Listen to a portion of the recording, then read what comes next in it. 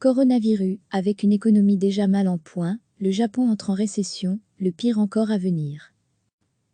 L'économie japonaise est entrée en récession, avec un deuxième trimestre de contraction d'affilée du produit intérieur brut entre janvier et mars, alors que la crise du coronavirus commençait à frapper, selon des données publiées ce lundi par le gouvernement.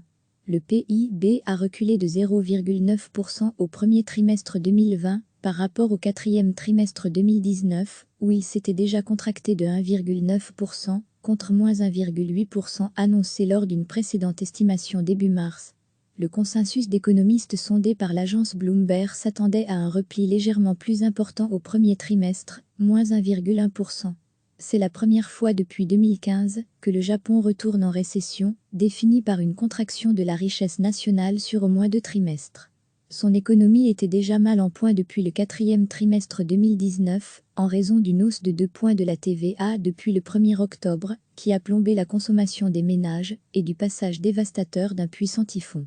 Lire aussi, le Japon menacé de récession après la pire chute du PIB en 5 ans, l'activité a poursuivi sa baisse au premier trimestre sous l'effet de la crise du coronavirus, qui a encore affaibli la consommation des ménages, moins 0,8% sur un trimestre, et réduit les investissements des entreprises.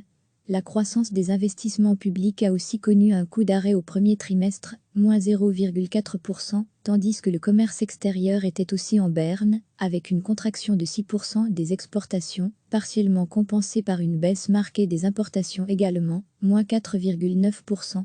Le pire est encore à venir, avait commenté Naoya Oshikubo, économiste de Summit Trust, dans une note avant la publication de ce lundi.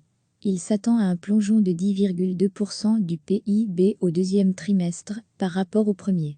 Car le gouvernement japonais a déclaré l'état d'urgence début avril face à la hausse de cas de Covid-19 dans l'archipel, tandis que la pandémie paralysait encore davantage l'Europe et les États-Unis. L'état d'urgence au Japon n'induit pas de confinement obligatoire, mais permet aux gouverneurs des régions d'inciter les habitants à rester chez eux le plus possible, et aux commerces jugés non essentiels de baisser temporairement le rideau.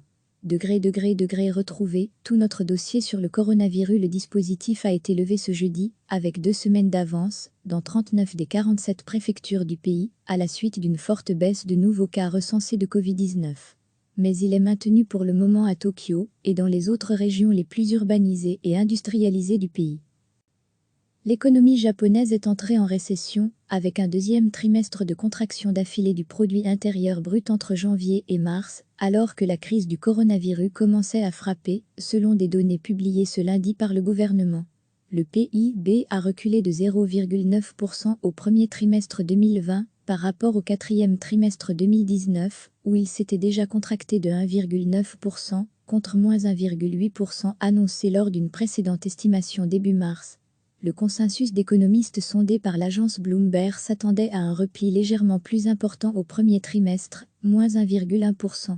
C'est la première fois depuis 2015 que le Japon retourne en récession, définie par une contraction de la richesse nationale sur au moins 2 trimestres.